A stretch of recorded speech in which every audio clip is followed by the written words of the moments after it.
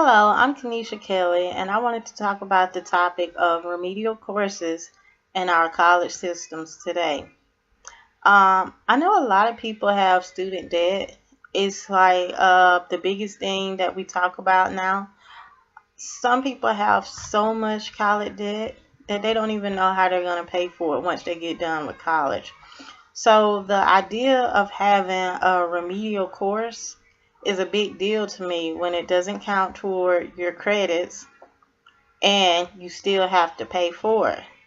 Huffington Post states that Americans collectively owe $1.32 trillion on student loans. So, with that being said, when I go to college, I want to take courses that are on my degree plan, not something that is remedial and I'm not going to get credits from. I first wanted to start off by saying what exactly are remedial courses? Remedial courses are classes taken at college, but they don't count towards your degree, and you have to pay for them. Usually, to determine what class you need to go to, you take a exam during your admissions. This exam is given to see whether you're going to need help with reading and math. Those are the highest places that people usually need help with. During your career in college, you're going to need to obviously be able to know how to read, write, and math is just a given. But you're given this test, or the school looks at your SAT or ACT scores and determine whether you're good enough to advance to college level subjects.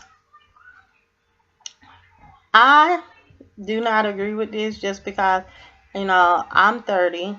I've been out of high school for well over 10 years now. But if you put me in a classroom and I get that refresher, I can do my work. But seeing that I've been out of high school for so long, when I take this placement exam, of course I'm not going to remember everything, but it's not a true telltale sign of what I can do that I need to go to a remedial course and pay extra money. I'm on VA benefits, so for me that's also a big deal because I only have a certain amount of time until that's elapsed.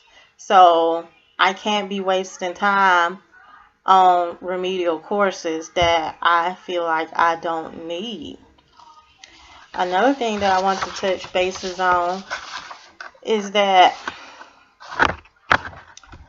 when colleges are giving these exams for remedial courses, they don't let you know the true importance of them and how it can affect the cost of your college career.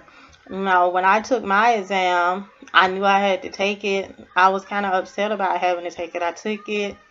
I didn't prepare for it. I just went in and did what I had to do. Even my counselor told me, it's nothing to stress about. No big deal. It's just to see where you are in the subjects that you'll be taking during college. So with that being said, I didn't take it that seriously. And I know a lot of my friends, they didn't take it that seriously either. So, scores is what lead to you going to the remedial course. So maybe colleges should make it a little bit more known that this is something you need to take serious so that you won't have to be in remedial courses and you can move on through your college career without having to waste your time and money. Washington Post also stated that it needs to be a better system concerning how you're going to place students in remedial courses because what you have now is not even working. News today showed that these remedial courses are not increasing the college completion rates. A lot of students, they're taking the courses, but they feel defeated. And, it's like, I'm taking this class for nothing. And they're not even finishing colleges. Teachers should be motivating students, to finish And students shouldn't feel discouraged because it's more of a way of pointing out who's not smart enough to do regular college, or it's showing this student had to be delayed because they wasn't smart enough to pass this exam to do regular college courses. So it's looked at as not a very good thing. I know when I hear about somebody being in a remedial course, I think like, oh, they don't have that many brains to, get right into the course. But obviously that is not true. It has been reported that, African American and Hispanic people have a hard time with those subjects. So it's adding on to the stereotype that we are illiterate and we don't know how to do these things. It's kind of singling us out. I don't like that aspect either. The solution to this problem, I think, is we need to focus on our public education systems. Kindergarten through high school, we need to be putting in the information there that students need to be ready at the college level.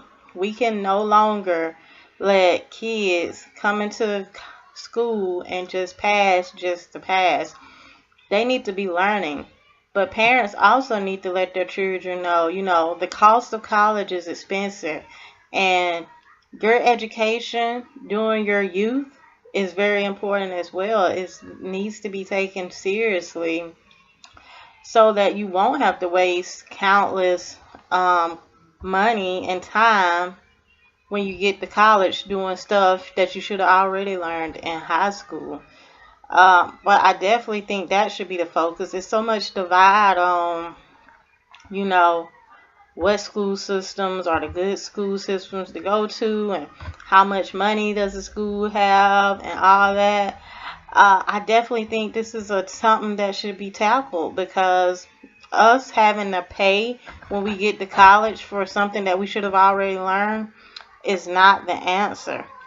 Lastly, I think that we need to plan to avoid remedial courses, because apparently it doesn't look like they're going anywhere anytime soon, and there's really not anything you do for it. So I say to you out there, pay attention in high school. Even when you're at home, take maybe 30 minutes to an hour to be working on your reading and writing and math skills, just to keep it fresh in your head. And now that you know we have placement exams in college, I say study for them. Study for it was like it was any other test, so that you can do your best, so that you can beat the system at not having to pay them for courses that you don't want to have to pay for. And lastly, if you do still fail the placement test, ask to retake it. I wish I would have thought of that. I think that is a good alternate to this exit exam, because now that I've seen what's on the test, I can know what I can go home and study for, and hopefully it would have been a good way to get me out of those remedial courses. In conclusion, I would just like to sum up that our money means a lot to us. It determines our happiness, and it also determines what we need and want as well. So when someone tells me that I have to take a class that doesn't offer me any college credits, I say no to that. And we all should fight to be in charge of our own education.